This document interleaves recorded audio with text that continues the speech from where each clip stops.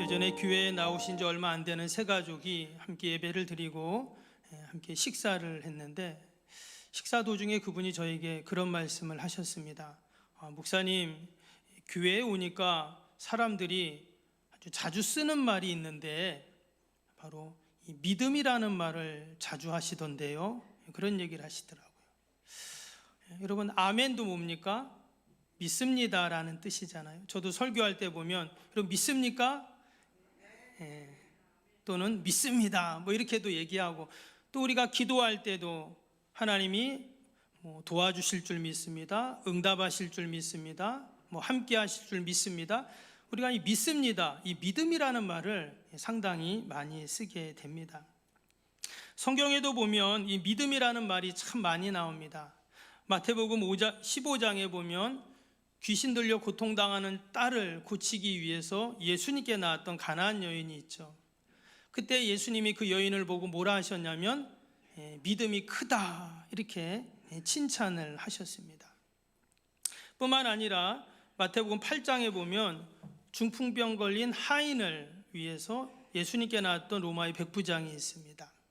그때 예수님께서 그래 내가 가서 고쳐줄게 그랬어요. 그랬더니 백부장이 뭐라고 합니까? 아이고 주여, 저희 집에 오시는 것을 내가 감당하지 못하겠습니다. 말씀만 하시면 우리 종이 낫겠습니다. 이런 말을 해요.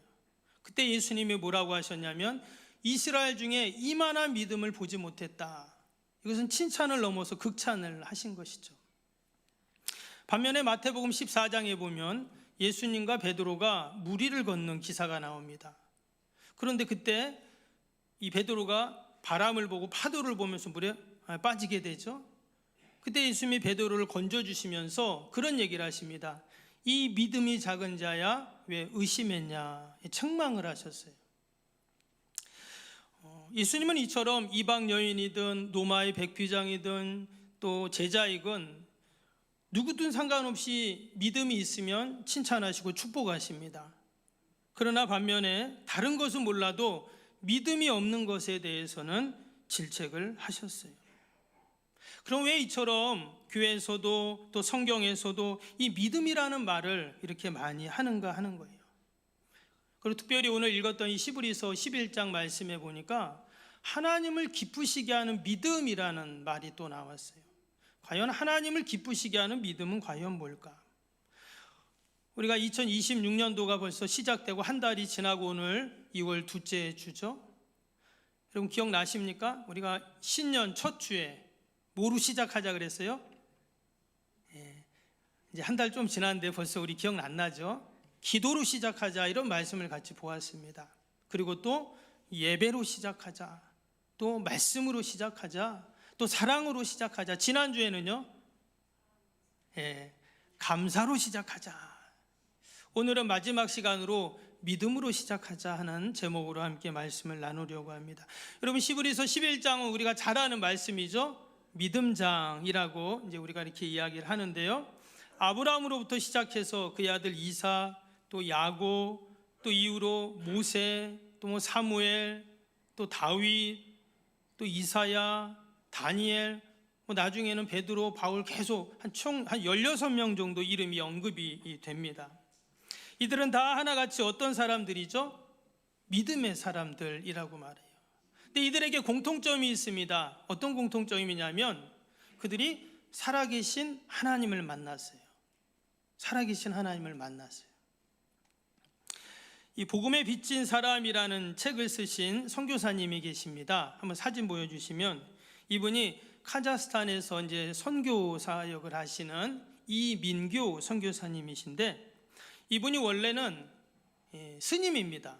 집안 대대로 이제 원불교 집안인데 이분이 스님이신데 저기 전남 고흥에 있는 소록도라는 나병환자 촌이 있잖아요. 거기에 복음을 전하러 가십니다. 거기에 법당을 짓고 그 사람들에게 이제 복음을, 그러니까 불교에서 말하는 복음이겠죠. 그 불교의 도를 전하는 거예요. 이 스님이니까. 근데 이분이 어떤 얘기를 하냐면, 여러분 불교에서는 뭘 얘기합니까? 윤회를 말하잖아요. 전생을 이야기해요. 그래서 그 나병 환자들에게 뭐라고 했냐면, 당신이 이런 몹쓸 병에 걸려서 고통당하는 것은 전생에 무거운 죄 때문에 그렇다. 그랬더니 막 몰매 맞아 죽을 뻔했다는 거예요.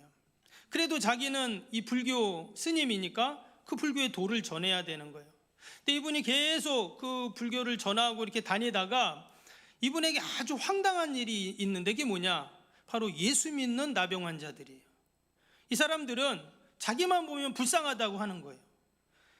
자기가 볼 때는 나병 환자 걸린 그 사람들이 불쌍한데 그 사람들이 자기를 불쌍하다고 하는 거예요. 왜 그러냐? 우리는 이제 예수 믿고 구원받고 이제 하나님 나라 가고 천국 가서 우리는 행복한데, 당신은 헛된 진리 붙잡고 이렇게 일평생 살다가 지옥 가니까 불쌍하다고 맨날 그런다는 거예요. 그래도 아랑곳하지 않고 거기서 무려 7년 이상 그가 계속 이제 불교를 전하러 다닙니다. 근데 그분이 하나 인상 깊었던 게 뭐냐면, 이게 나병 환자가 죽으면 장례식장에 가잖아요. 그 장례식장에 가가지고 이렇게 이제 참여를 하면 꼭 이 장례식장에 부르는 찬송가가 있는 거예요. 우리 찬송가 606장, 우리도 뭐 장례 때 많이 부르는 찬양인데 바로 해보다 더 밝은 저 천국, 그 찬양을 계속 한번 띄워주실래요? 4절에 보면 가사가 이런 가사가 나오죠. 광명한 하늘에 계신 주 우리도 모시고 살겠네, 성도들 즐거운 노래로 영광을 주 앞에 돌리리. 그 다음 뭐예요? 며칠 후 요단강 건너가 만나리, 며칠 후 요단강 건너가 만나리. 이 찬양이잖아요. 근데 이분이 하루는 이제 법당에서 이제 새벽 예불을 드리려고, 사람들도 일찍 일어난대요. 막 4시에 일어나가지고 물 떠놓고 막 하잖아요.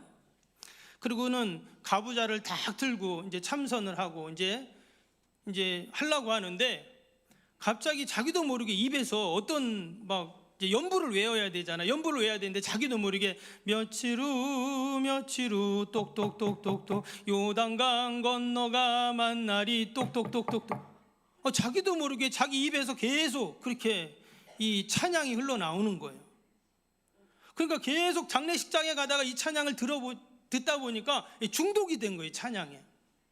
근데 자기 힘으로 안 되고 자기는 그만하고 싶은데 계속 며칠 후 계속 중얼거리는 거예요. 그러다가는 조금 있다가 막 자기 혀가 막 제멋대로 돌아가더니 막 뜻모를 막 소리를 하는 거예요. 이게 방언이 터진 거예요. 거의 1시간 넘도록 이 사람이 목탁은 집어 던지고 그 법당 바닥을 떼굴떼굴 굴르면서 막 나중에 정신을 차려보니까 막 뭐 침이고 눈물이고 콧물이고 막 뒤범벅이 돼가지고 엉망이 되었답니다. 근데 이 선교사님이 이제 그때는 몰랐겠죠. 이제 나중에 보니까 자기가 한 일이 아니라 살아계신 하나님이 자기를 찾아온 거예요. 강권적으로. 그래갖고 이분이 그때 회심을 합니다. 회심을 하고 이제 기독교 전도사로 대변신을 하게 돼요. 그래서 결혼도 하고 그리고 아이도 낳아서 2 딸을 데리고 카자흐스탄으로 선교사로 가게 돼요.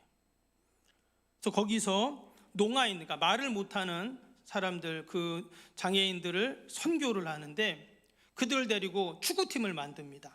그래서 아시아 농아인 축구대회에서 동메달을 따는, 지금도 그 사역을 하고 있고 또 북한 선교를 열심히 하시는 아주 훌륭하신 그러한 선교사님이십니다. 여러분, 우리가 믿는 하나님은 죽은 하나님이 아니시죠. 살아계신 하나님이십니다. 그래서 그 살아계신 하나님은 늘 우리의 삶 속에 구체적으로 여러분 역사하고 계신 줄로 믿습니다.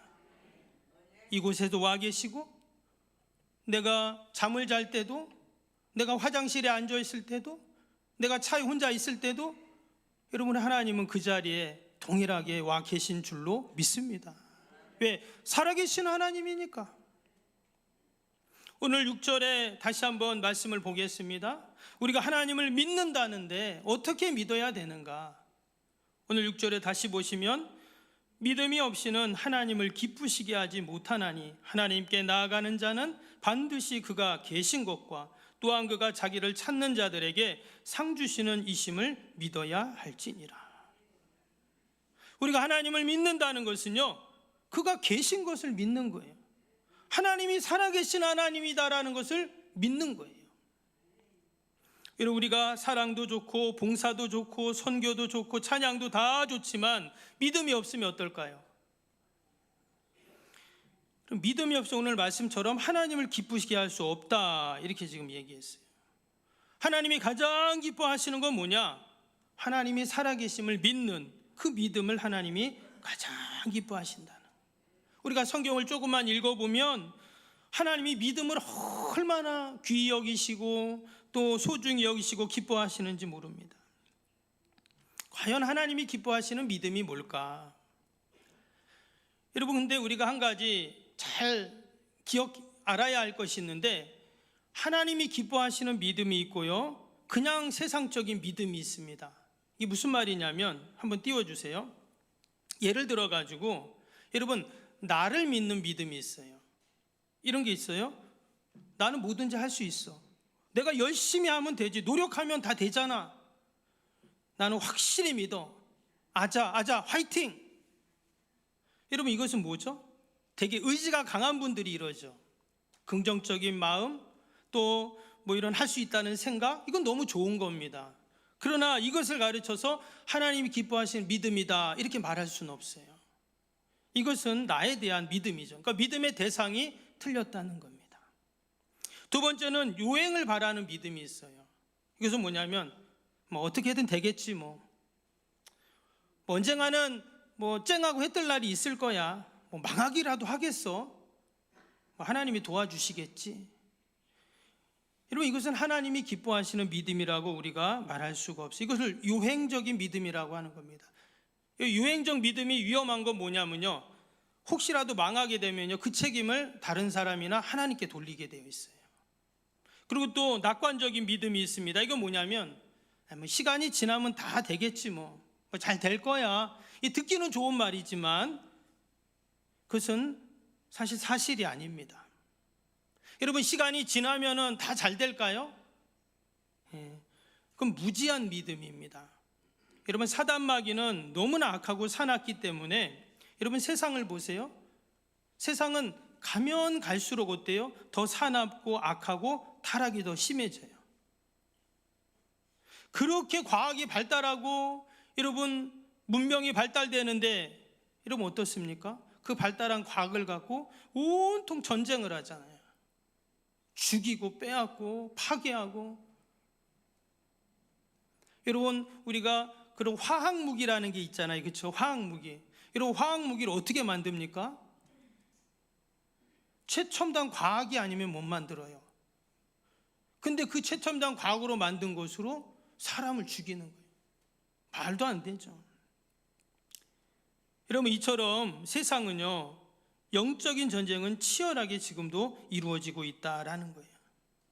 그래서 우리가 하나님을 기쁘시게 하는 믿음을 갖는 것이 너무나 중요한데, 먼저 우리는 이 믿음에 대한 근거와 믿음의 방향성을 바로잡아야 됩니다. 무슨 말이냐면, 여러분, 학생이 시험을 봤는데 100점을 맞았어요. 얼마나 열심히 공부하고 최선을 다했는지 100점을 맞은 거예요. 그래서 다 박수를 쳤는데 나중에 보니까 컨닝을 했어요. 이것은 믿음의 근거가 잘못된 겁니다. 또 핵이 있어요. 여러분, 핵이 좋습니까? 나쁩니까? 좋은 거잖아요. 여러분, 핵분열로 원자력 발전소가 이루어지는데 우리나라 원자력 발전소 없으면 우리 하루에 3분의 1은 전기를 못 사용합니다. 근데 이렇게 좋은 거를 가지고 북한은 어떻게 해요? 핵폭탄을 만들어서 우리를 위협하고 전 세계를 위협합니다. 이것은 방향성이 잘못됐다라는 거죠. 때문에 우리가 믿음을 가져도 어떤 믿음을 가져야 되냐? 하나님이 기뻐하시는 믿음을 가져야 되겠다 하는 것입니다. 오늘 11장에는 많은 믿음의 사람들이 나오는데 이 사람들은 다 하나님을 기쁘시게 하는 믿음의 사람들이었어요. 그래서 다 이렇게 보면 말씀 앞에 뭐라고 되어 있어요? 소개할 때 믿음으로 이렇게 지금 되어 있잖아요. 한번 볼까요? 3절 한번 보세요. 믿음으로, 그죠? 그런데 또 한 가지가 있어요. 이 말씀을 잘 보시면 또 한 가지가 있는데 뭐가 있냐면 말씀이 이 안에 담겨 있습니다. 보세요. 믿음으로 모든 세계가 하나님의 말씀으로 지어진 줄을 우리가 아나니 그랬죠. 또 4절 한번 보세요. 믿음으로 아벨은 가인보다 더 나은 제사를 하나님께 드림으로 의로운 자라는 증거를 얻었다는 거예요. 증거가 말씀과 연결되거든요. 5절도 보세요. 믿음으로 에녹은 죽음을 보지 않아 옮겨졌으니 하나님이 그를 옮기심으로, 맨 밑에 뭐라고요? 증거를 받았느니라 또 나오죠. 7절도 보세요. 믿음으로 하면서 쭉 나오다가 뭐라 그랬어요? 경고하심을 받았다. 이것도 말씀과 연결이 됩니다. 8절도 보세요. 믿음으로 아브라함은 여기는 부르심을 받았다. 하나님의 말씀으로 부르시잖아요. 또 말씀과 연결됩니다. 9절도 보세요. 믿음으로 또 그랬죠. 여기는 뭐라고 했어요? 약속의 땅에 거류하는 동일한 약속을 유업으로. 여러분 약속도 말로 하잖아요. 유업으로 받았다. 11절도 보시면 믿음으로 사라 자신도 또 약속하신 이의 미부신 줄 알았다. 여러분 하나같이 이 믿음의 근거가 뭡니까? 말씀이었어요. 그래서 여러분 우리의 믿음의 뿌리, 믿음의 근거는 뭐냐면 말씀의 터 위에 있어야 한다라는 거예요. 하나님을 기쁘시게 하는 믿음의 사람들은 늘 말씀으로 충만해야 된다는 거예요. 아멘. 우리가 무조건 믿습니다가 아니라 말씀을 꽉 붙잡고 구체적인 하나님의 말씀 속에서 우리의 믿음이 세워져 가야 한다라는 겁니다. 그리고 또 오늘 이 믿음의 사람들을 말씀을 가만히 읽어보면요, 이 사람들은 하나의 또 공통점이 있는데 뭐냐면 다 순수한 사람들이에요. 순수한 믿음을 가지고 있었다는 거예요. 그러니까 계산하는 믿음이 아니라 순수한 믿음이에요. 여러분 아브라함이 75세에 지금 하나님의 부르심을 받죠. 여러분 75세에 계산했으면 집을 떠날 수가 없어요. 노아는 120년 동안 산에서 방주를 만들었다고 해요. 여러분 계산하면 할 수 없는 일이잖아요. 사라는 90에 아이를 갖습니다. 인간적인 생각으로는 불가능해요. 그런데 이 순수한 믿음이야말로 계산하지 않고 의심하지 않는 그런 믿음이었다는 것입니다. 야고보서에 이제 그런 말씀이 나오는데요. 야고보서 1장 한번 볼까요? 뭐라고 나옵니까? 야고보서 1장에 오직 믿음으로 구하고 조금도 의심하지 말라. 의심하는 자는 마치 바람에 밀려 요동하는 바다 물결 같으니 이런 사람은 무엇이든지 죽게 얻기를 생각하지 말라. 두 마음을 품어 모든 일에 정함이 없는 자로다 그랬어요. 여러분 순수하다는 말이 뭘까요? 순수하다는 말은요, 불순물이 들어가지 않는 것을 순수라고 말을 하죠. 여러분 우리의 믿음이 바로 그런 것이죠. 세상의 것들이 자꾸 들어오고 거기에 덧붙여지면 순수함을 잃어버리게 되죠. 그래서 여러분 우리의 믿음의 가장 큰 적은 뭘까요? 의심입니다. 의심하면 낙심하고 불안하고 두렵고 걱정되고 더 나아가서 그것은 하나님을 의심하게 되는 것이고 살아계신 하나님을 의심하게 되는 하나님의 존재 자체까지 의심하는 일이 이제 생기게 되는 것입니다. 아까 베드로와 예수님이 무리를 걸었다가 베드로가 빠졌다고 했잖아요. 처음에는 무리를 걷는 기적을 경험합니다. 이거 엄청난 일이잖아요. 어떻게 사람이 무리를 걷겠어요? 근데 예수님과 함께 있으니까 무리를 걷는 거예요. 근데 좀 이따 물에 빠졌어요. 왜? 파도를 보고 막 바람이 부는 걸 보니까 무서운 거거든요. 근데 앞에는 누가 있어요? 여전히 예수님이 계세요. 아무리 앞에 예수님이 있어도, 옆에 예수님이 있어도 여러분 의심하고 두려워하면 결국 물에 빠질 수밖에 없는 것입니다. 그래서 순수한 믿음은 하나님을 기쁘시게 하는 믿음은 어떤 믿음일까요?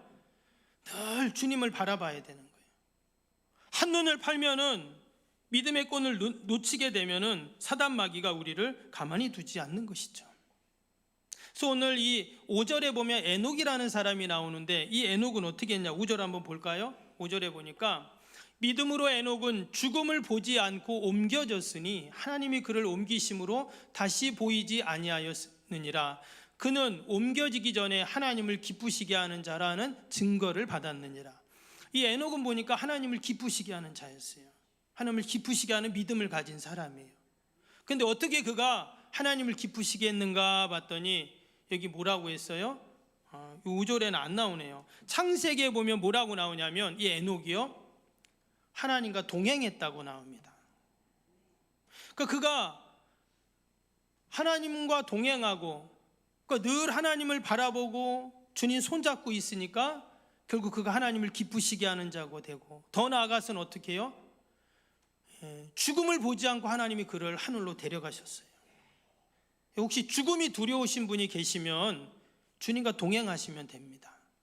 우리가 이 땅에서 주님과 동행할 때 에녹에게 주신 그 놀라운 은혜와 축복을 분명히 우리에게도 주실 줄로 믿습니다.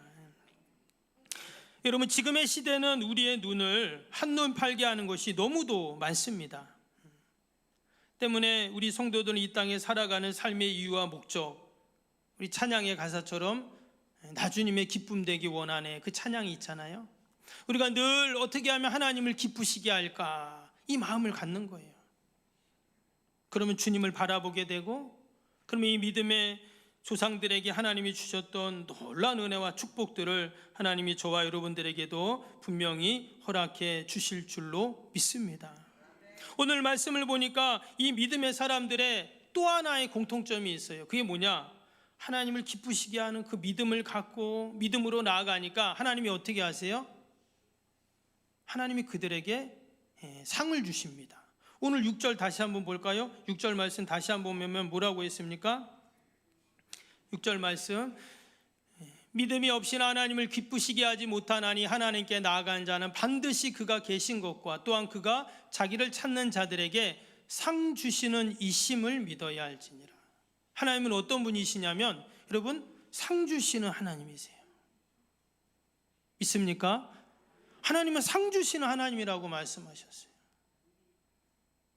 막 질책하고 혼내고 그게 아니라 하나님은 상 주시는 하나님, 특별히 하나님을 기쁘시게 하는 믿음을 가진 자에게는 하나님이 반드시 상을 주신다고 그렇게 지금 약속하고 있어요. 오늘 말씀을 다시 한번 잘 보세요. 4절 한번 다시 한번 볼까요? 아까 이 믿음의 사람들 앞에 다 뭐가 나온다고 했어요? 믿음으로 라는 말이 나온다고 했잖아요. 믿음으로, 아벨은 믿음으로, 모는 다 그랬죠. 근데 말씀을 가만히 보면은요, 하나같이 하나님이 보상을 말씀하세요. 오늘 이 4절에도 보니까 믿음으로 아벨은 가인보다 더 나은 제사를 하나님께 드림으로 어떻게 해요? 의로운 자라는 증거를 다 하나님께 받게 됩니다. 하나님이 볼 때 아벨은 의로운 자야, 하나님 인정해 주시는 거예요. 하나님이 아무아무개를 보고 아무아무개는 정말 의로워, 이렇게 인정해 주신다는 거예요. 놀라운 축복이죠. 에녹은 어땠다고요? 에녹은 5절에 하나님을 기쁘시게 하는 자라는 증거를 얻었다 그랬어요. 7절에 노아는 어때요? 그 집이 구원받고 의의 상속자가 되는 놀라운 축복을 받게 됩니다. 8절에 아브라함은요, 장래의 유업을 하나님이 허락해 주세요. 11절에 사라는 잉태할 수 있는 힘을 하나님이 주셨습니다. 그의 나이 90이라고 했잖아요. 어떻게 90 먹은 할머니가 아이를 낳습니까? 근데 하나님을 기쁘시게 하는 믿음을 가지니까 이러한 놀라운 기적의 역사들을 주는 거예요. 26절에 밑에 모세는 어땠을까요? 모세는 그리스도를 위해 받는 수모와 그 애굽의 모든 보화보다 더 큰 제물로 여기 하나님이 상 주셨다, 상 주심을 바라본다 그랬죠. 하나님이 그런 상을 주세요. 그래서 살인자요 도망자였던 그가 온 이스라엘 백성들을 인도하는 영도자가 되잖아요. 여러분, 우리가 믿음으로 하나님께 나아갈 때 그 죽음의 그림자가 이스라엘 집을 지나가는 그런 역사가 일어납니다. 출애굽했을 때 홍해가 그들을 가로막았을 때 하나님이 홍해를 다 길을 열어주시잖아요. 고향 떠나 땅 한 평 없던 아브라함이 거부가 되었습니다. 90세 돼서 도저히 아이를 낳을 수 없는 여자인 사라가 아이를 갖는 이런 놀라운 축복들. 여러분, 이것이 바로 살아계신 하나님을 우리가 믿고 그 하나님이 기뻐하시는 믿음을 갖고 사는 자에게 주시는 그러한 하나님의 보상인 줄로 믿습니다. 우리가 한 주간을 살아갈 때도 우리가 믿음으로 하나님 앞에 나아가시기를 축복합니다. 하나님은 결코 자기를 찾는 자들을 실망케 하시지 않고 거저 보내지 않으시고 반드시 하나님 찾는 자에게 좋은 것을 주시는 우리 주님이신 줄로 믿습니다. 마치 이 믿음의 사람들이 하나같이 어떻습니까? 하나님께 나아갔을 때 마치 아이가 엄마 앞에 기쁘건 즐겁건 슬프건 좋건 간에 엄마한테 달려가서 엄마 품에 안기는 것처럼 우리가 그렇게 주님 품에 안길 때 주님께서 우리에게 예비하신 그 놀라운 은혜와 축복을 날마다 허락해 주실 줄로 믿습니다. 다시 한번 우리가 한 주간을 살면서도 여러분 믿음으로 또 출발하는 저와 여러분 되시기를 주님의 이름으로 축복합니다.